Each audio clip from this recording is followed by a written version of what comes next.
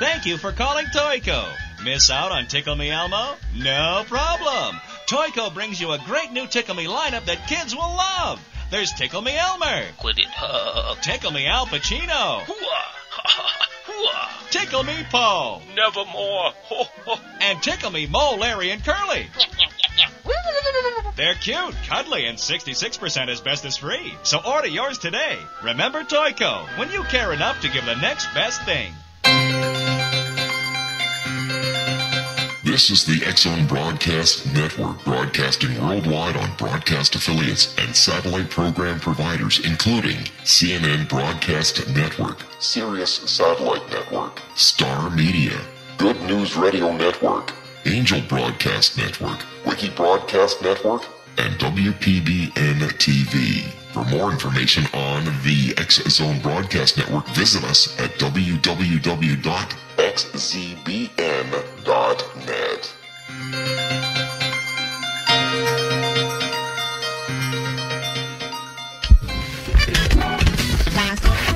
All Hit Radio.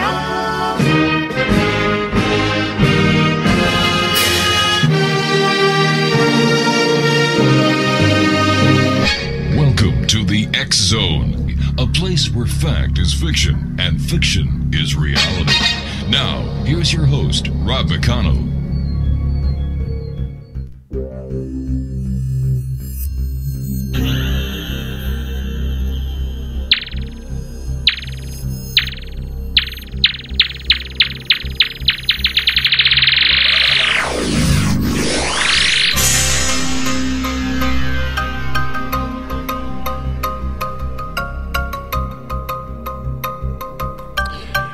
Welcome back to the X-Zone, everyone. I am Rob McConnell. We're coming to you from our broadcast center in Hamilton, Ontario, Canada. Worldwide toll-free, 1-800-610-7035. My email address is xzone at xzoneradiotv.com. On all social media sites, including Facebook, Twitter, and all the others. Wrong one. It's X-Zone Radio TV, and you can listen to the X-Zone 724 365 at www.xzoneradiotv.com. We're coming to you live and around the world tonight, as we do Monday through Friday from 8 p.m. until midnight, right here on the Starcom Radio Network. Exonation, my guest this hour is a lady we've had the pleasure of having on the show before. Her name is Dr. Rita. Wait a sec. Her name is Dr. Rita LOUISE, and she is the host of Just Energy Radio and the founder of the Institute of Applied Energetics.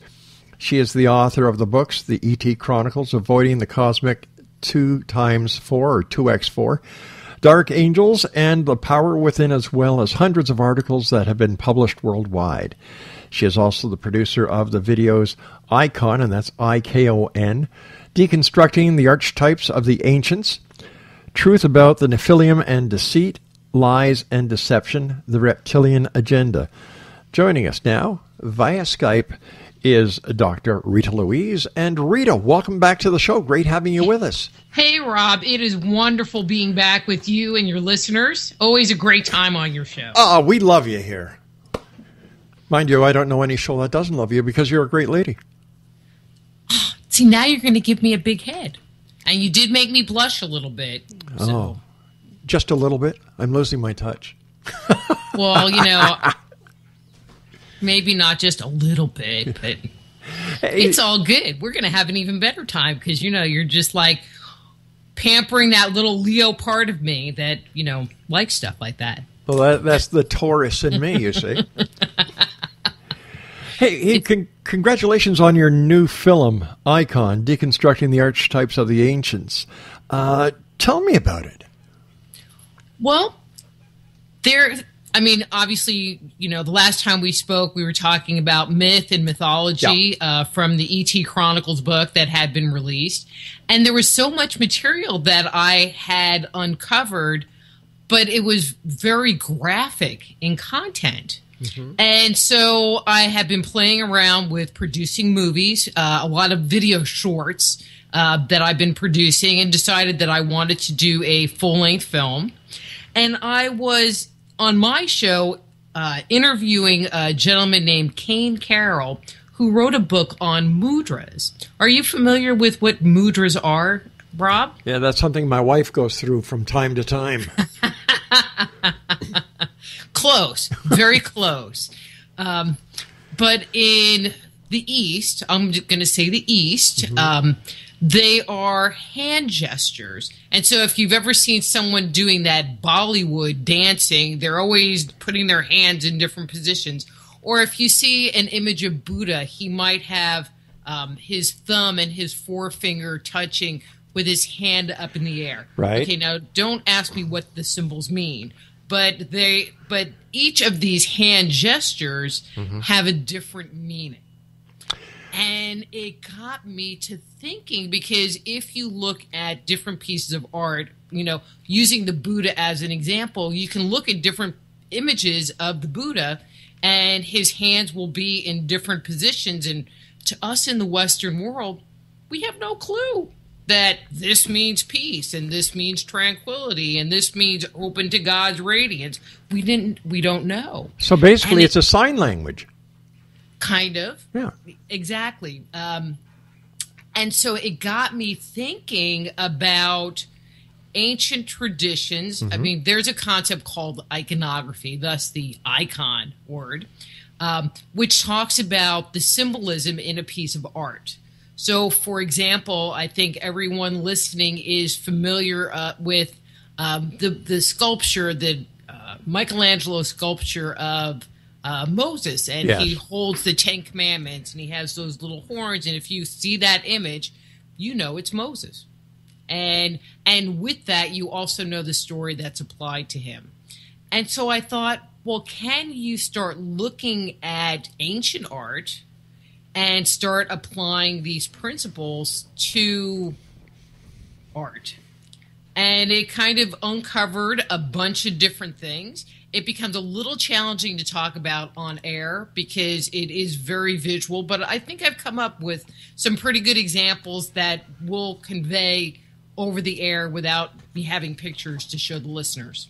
So, sure. But tell me, Rita, why is this important to us? What is the significance?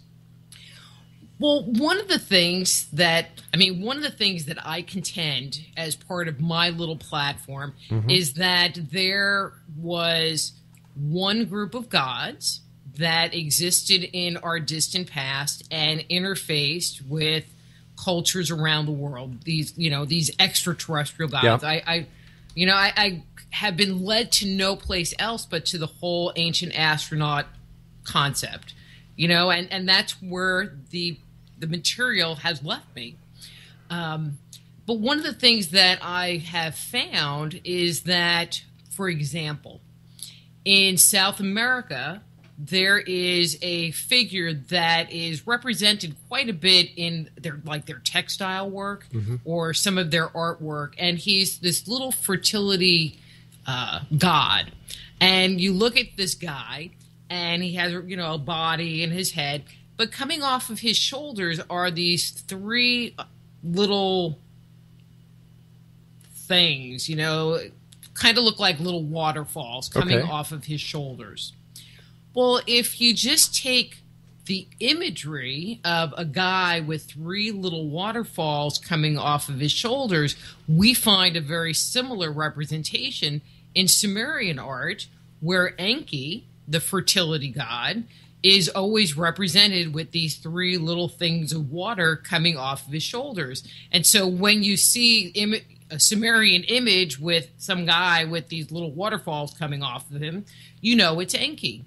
And my thought is, and now I will preface it with, I have a lot of questions. I don't really have a lot of answers in the film. But if we have these parallels, can we use concepts that we find in Sumerian culture, like this Enki character, and look to see if it applies and fits in with this little fertility god that we find in the Andes? Interesting. It's an interesting thought. It is. Because if it was just one image that out of a vast number, I wouldn't think so much of it, but you start finding parallels all over the place, and that's really what I start presenting are these parallels, both in art as well as in architecture, in artistic style, meaning how they put things together, and the artistry of the construction. Do you want me to give an example of that? Yes, please, because I was just trying to figure that out. So, for example, in artistic style, we can very easily tell a piece that comes out of Egypt. Yes. Whether it's art Yep. or a pyramid or a temple, compared to a colonial style house, or compared to a house that was built in China with those little tips that go up on the corners of the roof, compared to a modern skyscraper. We can kind of fit it in, like the colonial house, we maybe wouldn't know it's colonial style, but we would have a general idea that, it was maybe built in the 1800s, maybe early 1900s. We would have a general understanding of where it fits into the timeline just by looking at it. And so artistic style kind of looks at art and architecture from that perspective. All right. So how does this relate to what we need to know in our present-day life? How does this affect us on a daily basis? It doesn't. Okay.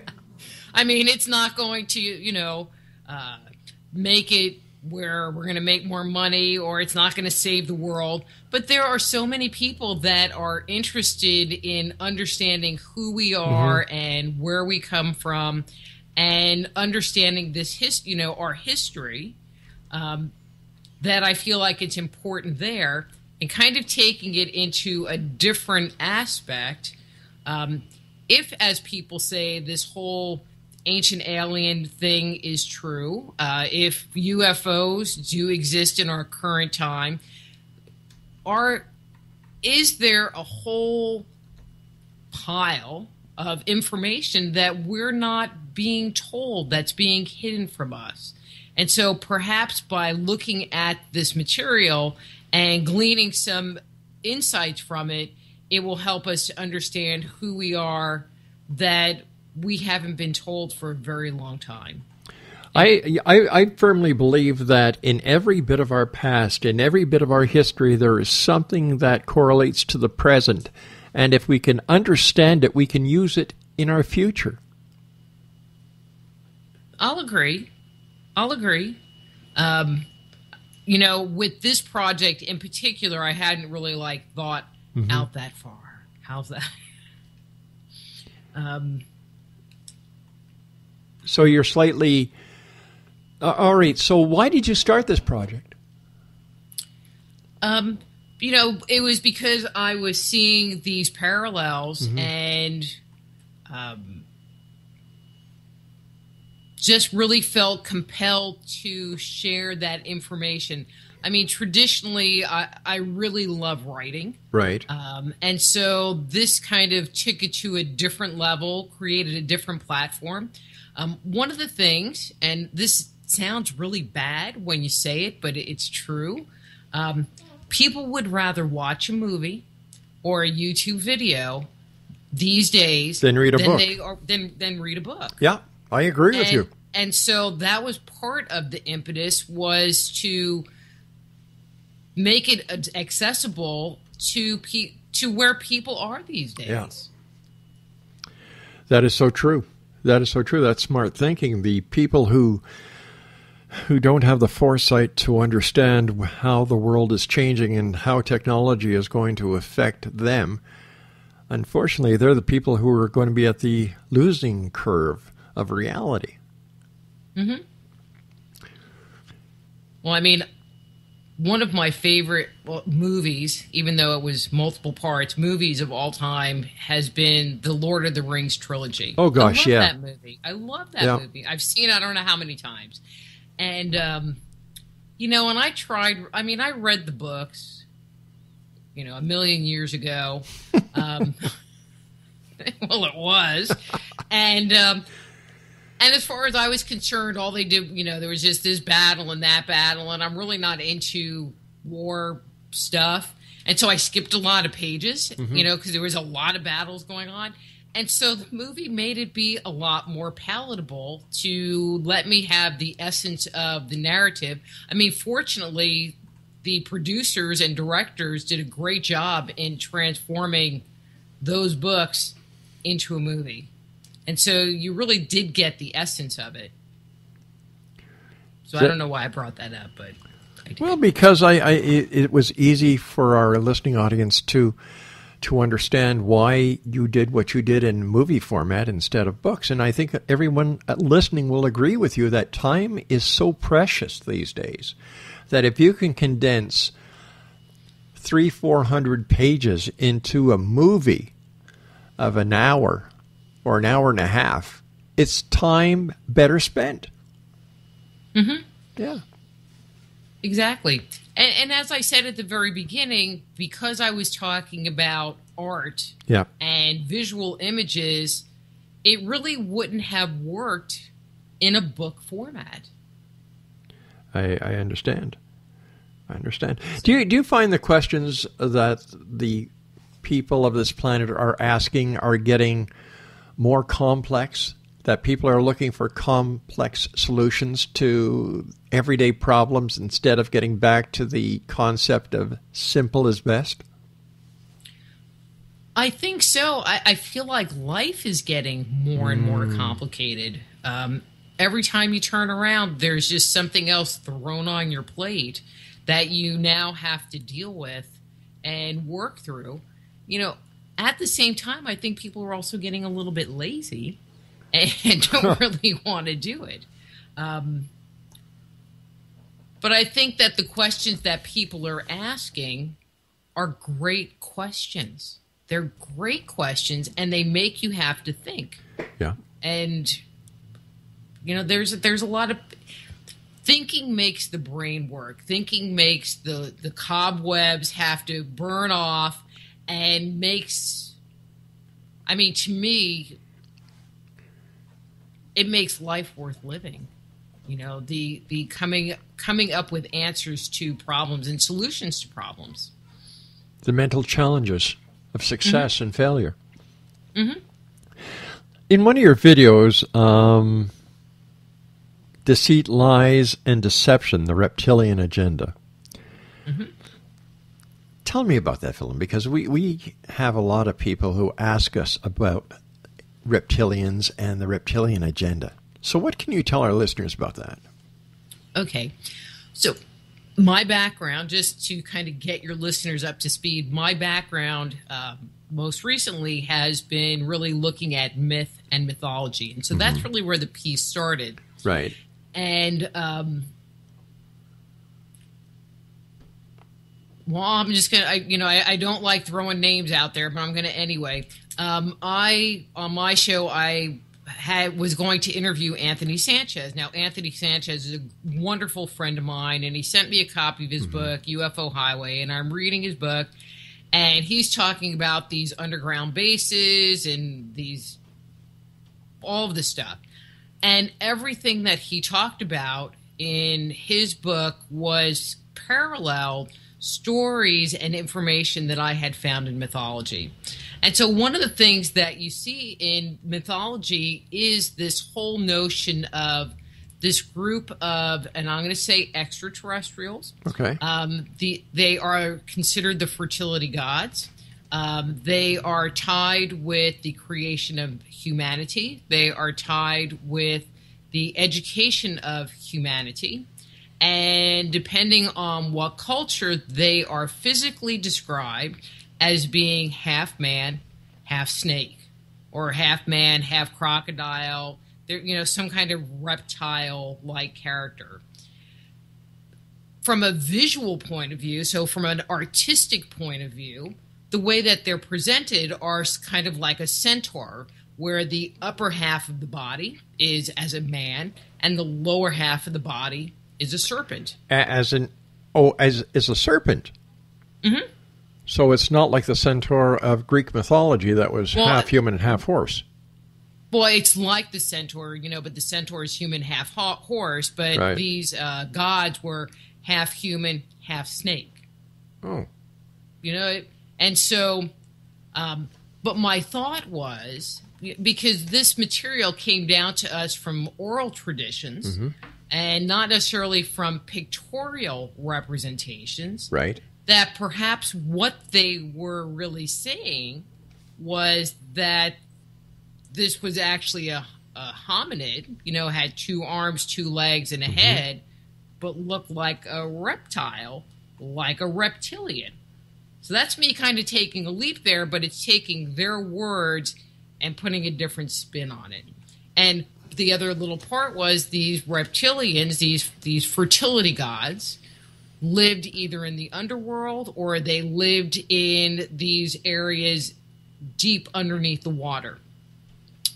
And so what the people that proposed the reptilians, the contemporary idea of the reptilians is that they live in these underground bases, that they use genetic engineering. Well, these fertility gods were responsible for the creation of humanity. The stories seem pretty clear to me that they use some kind of genetic engineering to create humanity. And so what you're hearing from today's UFO people that are hardcore UFO people and not myth people like me parallel stories that come from deep antiquity. Deep antiquity. But is it possible that these stories can be brought to light and then put into today's society, whether they're real or not? Whether these reptilians exist or not? Like, it's a great story. That is totally possible. I mean, I've never met a reptilian, personally. I have. Yeah, there's a bunch of them on Parliament Hill in Ottawa. Well, maybe I need to have you come on my show and you can tell me all about it. Oh, I was being very sarcastic there. I mean, one of the things that we find in, even today is that people will take mythic storylines and put a contemporary spin on them. From some of the people that have come out with information about the reptilians, I don't know that that's where their background is. Now, there are several people that do have that, I'm going to say, historical background, and are they the ones that put the information out first and everyone just kind of gleaned onto it and said, oh, well, that's what it is? It's possible. I mean, my area really isn't contemporary ufology so much, but it's this fascination with the parallels that we find between what's being said today and what was being said in the past. And then just some observations on, I mean, if you saw the video, Rob, it's actually a little bit funny because I take these like 1950s film clips of these people in this underground area with these big eyes. It's pretty funny. All right, it's funny to me. And but one of the comments is that, or that I've heard, okay? I mean, I'm just, as I like to say, I just report it. Yeah. One of the comments that I have heard was that their goal here is to suck life force energy from us, and so they create this negative environment, right? All the rules and structure that we exist in to create this bad energy, an energy of fear, and then they draw that energy to feed them, which I think is kind of an interesting concept. I don't know what I think about it personally. So that's like the psychic vampires. Yes, exactly. Gotcha.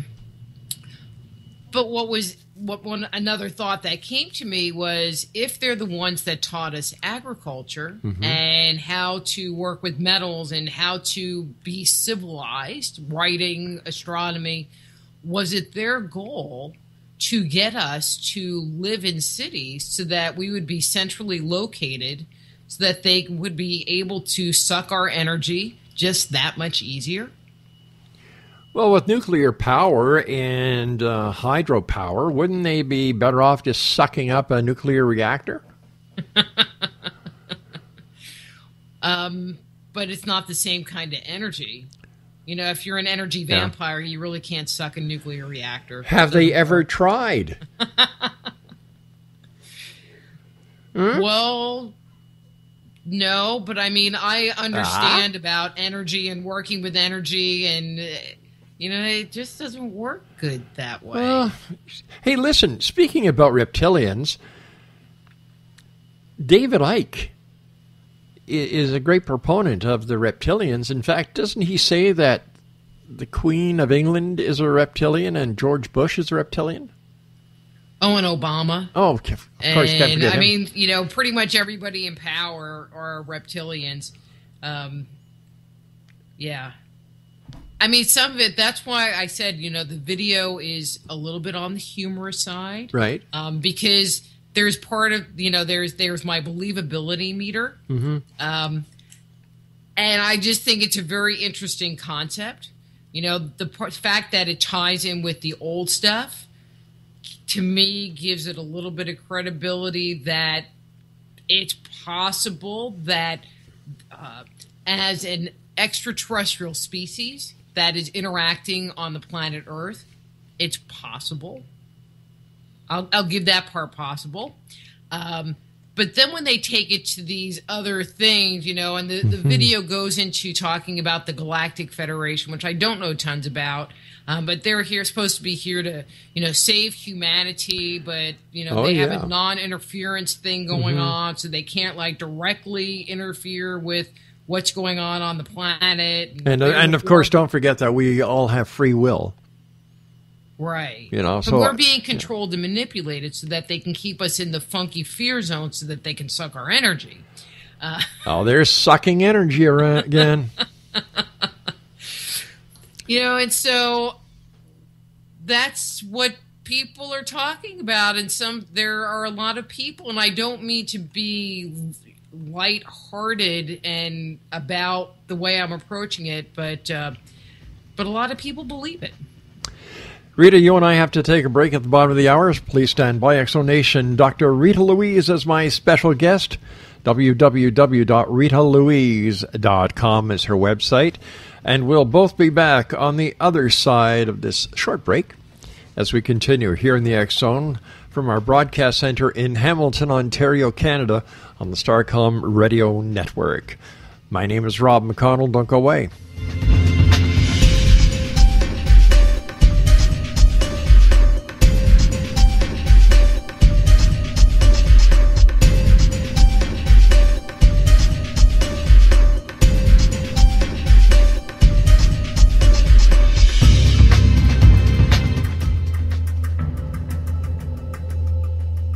Modern Esoteric, Beyond Our Senses by Brad Olson, consummates the lifology story about where humanity originates.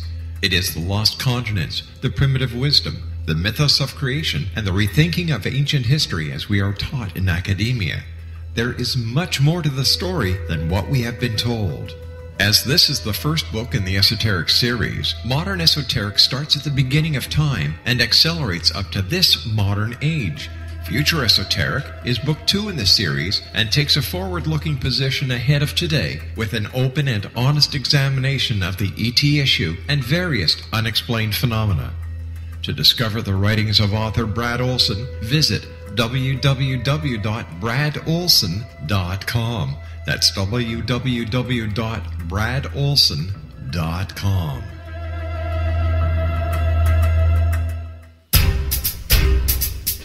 Back in Victorian England, a famous theologian posed a perplexing riddle. Why are the two top personalities in the Bible tagged with the numbers 7 and 11? Academics agree the answer is found in the stunning discovery of a hitherto secret Bible structure explained in a new book called The Genesis Grid. The discovery is so simple that preschool children could illustrate it. Certain claims are hugely controversial and may offend some, but at the X Zone, we've studied this awesome new book and agree with one expert, and I quote, "These discoveries appear to be beyond coincidence." So who or what hid this wonderful pattern in the Bible, and what might they do next? Find out more, Exo Nation, and read reviews on www.genesisgrid.co.uk. That's www.genesisgrid.co.uk.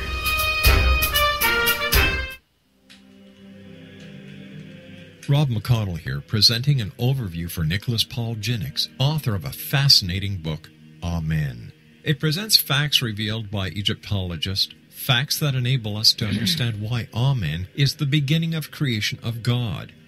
It provides recommendations for religious leaders of the major religions to unify their beliefs and teach the Word of God. Love one another. Amen informs people how mankind conceived God. It was the Egyptians that developed the concepts of a soul, a hereafter, and Son of God. And finally, after the worship of many gods, they conceived the belief in one universal God, the maker of all there is.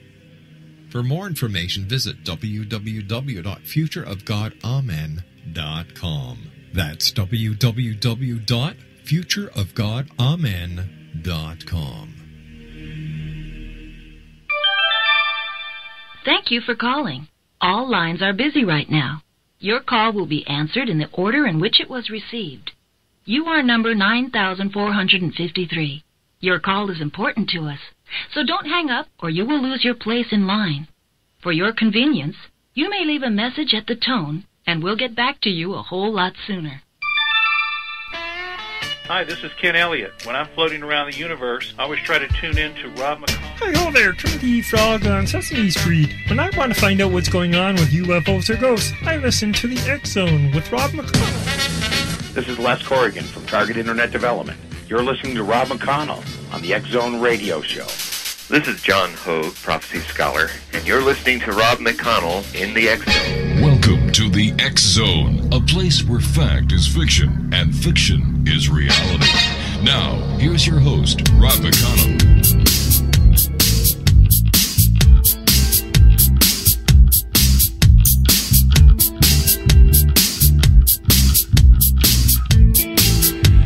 Welcome back, everyone. Rita Louise is our special guest at this hour. Her website is www.ritalouise.com. And we're talking to Rita, amongst other things this hour, about her new film, Icon, Deconstructing the Archetypes of the Ancients. Once again, our website is ritalouise.com. Rita, has anyone made the connection when it comes to reptilians that the negative aspect or the negative factor in the Garden of Eden was a snake? Well, I mean, and that's kind of my point. And what's interesting, Rob, is if you look at, it's kind of that iconography thing. It is Michelangelo's picture in the Sistine Chapel of Adam and Eve and the snake, that image. And if you actually look at the snake in the tree, the upper half of his body is human and the lower half is serpent. Wow. Reflecting that same imagery that we've been talking about. Fascinating. It is fascinating. Yeah. In the Egyptian culture, are there reptilians as well? There are things called, I want to say onas, but that's not the right word. In their culture, some of the original deities that were part of the Egyptian pantheon, there were 4 gods that were male, that were, I have to think about this hard. They were half human, half snake, and then the female ones were half human, half frogs. Except with the frog ones, I think they had like the upper part of a frog and the lower part of a human. The snake ones, I don't remember. I've never seen, you only get the verbal description, and so I've never seen images of the half man, half snake in Egyptian cosmology. But no, you find that in their culture as well. Same with Mesoamerica, where we have Quetzalcoatl, who is, the feathered serpent who takes on a human form but also has the characteristics of a serpent, depending on what's going on with him. You find it around the world, which I think is very interesting, which is why I've been on this whole bandwagon of talking about these parallels in cultures around the world, because there is the symbology that you find, and then there's the story that comes with the person that tends to be the same. And so can I just give a really simple example of please what I'm do. talking about? Yeah. Okay, so it's okay if you chuckle or make some kind of a noise when you know who I'm talking about. Okay? Right. So this is kind of a test for you and the listeners. Okay, so I'm thinking about a man, and he's a little bit older, and he's a bit portly, and he has a long white beard, and he wears a red suit with a big white furry collar and a big black belt and big black boots, high boots. So have you figured out who I'm talking about yet? Sure, Santa Claus. Okay.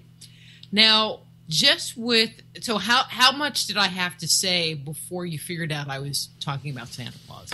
Oh, you said portly and beard. And that was enough for you? Yeah.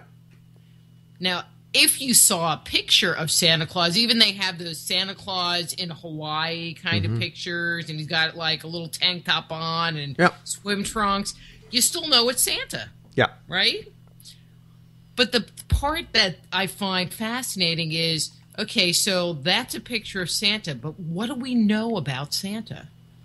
We know where he lives. Yes. We know who he's married to, Mrs. Claus. We don't know what her name is, but it's Mrs. Claus. We know the name of his reindeers. We know how he gets around. We know that if we wanted to see him somewhere, what day of the year that would be. Depending on how much you study Santa mythology, you might know some of his history or other iterations of him. But all from that one image, we know all of this detail and all of this story. And it was so important to our ancestors to be able to just put out this image and have this entire story be associated with it. And people knew the story. One of the things that's happening today is we're losing the story. We're losing the key to the library. Yeah. One of the examples that I have written down and used in the movie is religious iconography. Images of like St. Peter or St. Paul. St. Peter, for example, is usually shown holding the keys, the keys to the church. Yes, that's right. Yeah. But if you weren't brought up Catholic and you weren't told that, like I didn't know that until I started researching the movie. But 100 years ago, if you were Catholic or Christian or whatever, you would know it. 200 years ago, you would know it because it was just part of the education. It was part of, many people didn't read. And so it was from these images that they learned their history, that they learned their story. And we've lost so much of that today. If you say, well, St. Peter holds the keys. And even if you're a great Catholic, I don't know that you would know that looking at that image, it was St. Peter or St. Paul or whoever it was, because we're losing that key, which is kind of sad. So how do we turn things around? How do we make sure we don't forget? Well, I think, back in the day, there were the wisdom keepers that, and the use of these images. I mean, I can understand that we will lose some stuff. I guess to me, the bigger point is, and my bigger point is, how much did we lose? We have researchers that come out and say, oh, well, this is a representation of this, or, their traditional thing. You go to a site and it's for ritualistic purposes. That's pretty much the only thing they say. And my feeling is that we've lost the key to what the meaning is. For example, are you familiar with the Venus figures? Like the Venus of Vindaldor? Oh, sure. For example? Yeah. And for the listeners that aren't familiar, I'll kind of give a description, but she is a rather rotund sculpture of a female figure with accentuated female form. So she has very large breasts and whatever. And there are hundreds that have been unearthed.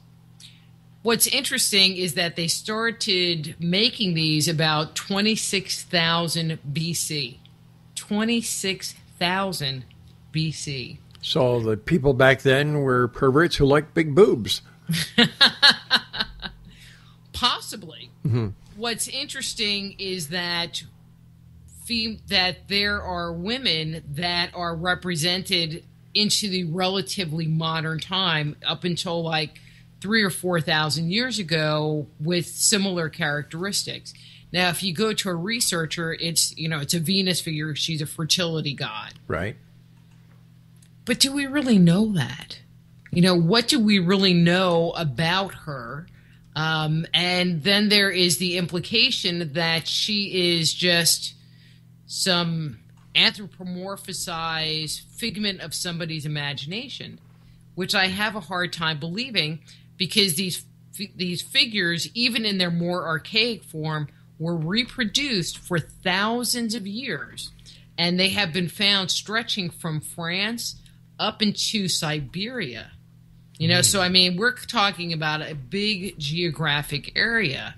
So whoever this person was, she had to have been somebody very important to them, and everyone who had one of these figures or knew her story. Because when you look at them, the characteristics are very similar. We were talking earlier about the mudras. In these figures, there's actually two different kinds that you find. There are ones in which the woman's hands are actually resting on top of the breasts. And then there are ones where they're resting kind of on the abdomen.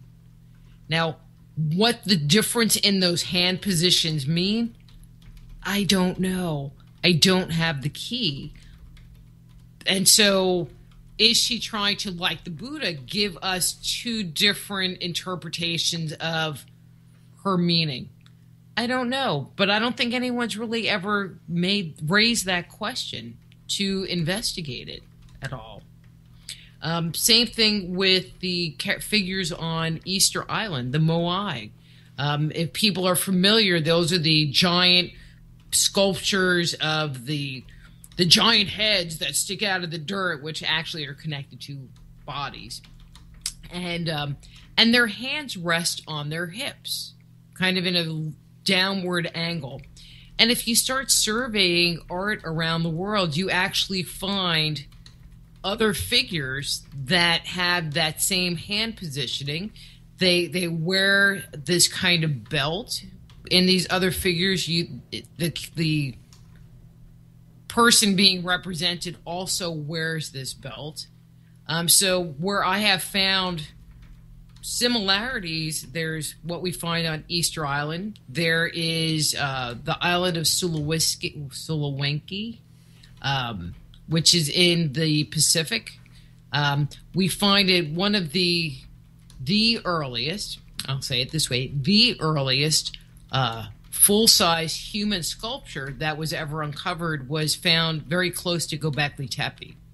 And it also has its hands in a very similar position with this belt. Even at Göbekli Tepe, we find hands going down to on the upright pillars, which is really interesting. So they have the snakes and tigers and different animals that are carved on the pillars, and then there are some that have these kind of spindly arms that reach down to about waist height with a belt. But then we also find them in South America. And we also find them in Mesoamerica.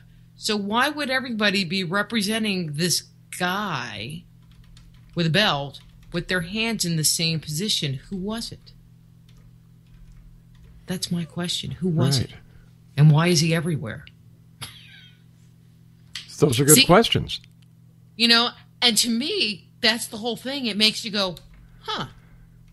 Well, I like that thought. You know, I like that, because it, you know, I might not have all the answers, but perhaps I've raised some questions that someone will take my work and add on to it. Or, you know, sometime I will dig into that more and come up with some more definitive answers, you know, as my work progresses. Or you may be providing someone with the missing link to research that they're conducting. That's very possible. Yeah. I mean, it's my hope that it has value. And I have to tell you, you know, you put together, I mean, you write an article, you write a book, you put it out there, you know, you kind of hope. I mean, I don't know that anyone would write a book before writing some kind of stuff prior to investing in a book. I mean, I wrote a lot of articles before I wrote my first book. But doing videos, for me, is a little bit nerve-wracking. Mm-hmm. And then putting it out for sale is even more nerve-wracking. But what's been really cool, Rob, is the feedback that I've gotten on it. And so my favorite one, it says something to the effect of, like Ancient Aliens, but more scholarly. Whoa, that's a heck of a compliment. That's what I thought. And I'm like, ooh, and I did this myself. You know, so... Oh, and then someone made some comment about, you know, there's the information. It's like Ancient Aliens, but there's not... Aliens aren't responsible for everything. So it's been some really great feedback on it, and it just makes me smile and makes me proud. Which is good. Mm-hmm. Which is good. Why do you think aliens haven't made that definitive contact yet? And again, I'm going to use what has come up in mythology as the basis of my answer. In mythology, Sumerian mythology, they talk about the Ono. Mm-hmm. See, I get those two words mixed up. But anyway, they talk about these characters that would show up periodically. And up until, well, according to Berosus, they had, the Onas, that's it, they had shown up 6 times, 3 times before the flood, and then 3 times after the flood. And so from what I can kind of piece together, I believe the last time they came here was about 5,000 BC, in and around that period, 4,000 or 5,000 BC, and made contact. And so they might be gearing up to make contact again. Someone, and I don't remember who shared this with me, suggested that when we had the crash at Roswell, it was their way of making contact because we were given a bunch of technology that we were able to reverse engineer. But do you really buy that reverse technology theory? Like, if we did have the reverse technology, would we really be using solid rocket fuel boosters? Would we still be so far behind the 8 ball when it comes to the environment? Something doesn't make sense here with that entire reverse engineering theory. I don't know that they have figured out how to do the propulsion system. I think that it is possible, I'll say it this way, it is possible that there is a telepathy, telekinetic part that's associated with it. I knew you were going to say that. Well, that's because you're smart. You know, and so I think that from the propulsion system point of view, we haven't figured it out yet. So basically, we don't have anything that we can say we actually gained from this alleged reverse technology. Electronics. You know, but are resistors, capacitors. But they were in the works. Then that can be proven that they were in the works at the time of the crash. So how can we give everything, every technological advancement that humanity has done, to a bunch of aliens that we don't know if they exist or not? You make a great point. You know, I mean, that's why I don't really invest a lot of energy into contemporary ufology, because there's a lot of speculation. There's a lot of people running around saying, well, this is what it is. And I'm like, okay, well, I haven't ever met one. Don't know that I want to. And for me, I need evidence. Yeah. I need proof. And I feel from my research into the mythological aspect of it, I can find parallels. I can find similarities. I can find, to me, it's evidence. You know, I believe in ghosts. I've seen ghosts. There is so much reported evidence. I mean, there's not physical, tangible evidence, but there's subjective evidence. There's a lot of subjective evidence that goes back into deep antiquity about ghosts. You know, so I can even give that credence with or without my own personal experiences. But I don't have any experience with extraterrestrials or UFO. I'm not an experiencer. I don't know what their agenda is. And so for me, it's only speculation. And that's why we listen to you, because you're honest. If you don't know, you say, I don't know. You're not one of these people who has a cardiac system of bullshit lies, you know? Well, you know, as they say, liars go to hell. Yeah, but that's where all the action is. Rita, it's always great talking to you. What's next for Dr. Rita Louise? 1, 2, 3, 4, 5 books, 1, 2, 3, 4 videos. Well, I mean, you know, I really have been focusing on the video work because, again, I don't think people read. So why produce a book that no one's going to buy? So my next project, I mean, I've been kind of tooling around. Well, I'm just going to tell you, it's like I bought this old house last year, and so I have been so involved in remodeling. I've learned so much stuff, like how to do tape seams and mud and sand. Look at you go, girl. It's really awesome, though. It's really awesome. So we're going to see a new video called DIY by Rita Louise. Actually, I think it's going to be called Transformations, because I've been trying to document pictures of the house and the changes that, because this place, it's I call it the mansion. It's a gorgeous house, and it was kind of a dump when we bought it, and it really has been transformations that have happened. But anyway, but I know I'm going to be working on another full-length video. This one might be about the underworld. So talking about those reptilians from antiquity. And it would really be talking about antiquity. I wouldn't get into the whole contemporary thing, or too contemporary, unless I can find something to support it. So that's kind of the thought. And any more books coming? Or are you just going to stick to videos because that's the way? I think I'm just going to stick to videos, or at least at this point in time. That's kind of my plan. You know, what are the statistics? 20,000 books, new books come out every month? No, 26,700 new books hit the market every month now. Wow. Yeah. Well, I mean, I really appreciate things like Create Space or Lightning Source that make it so that someone can self-publish. I really appreciate that. I wish they had editing people as part of their team and just tell people, don't publish that. Yeah.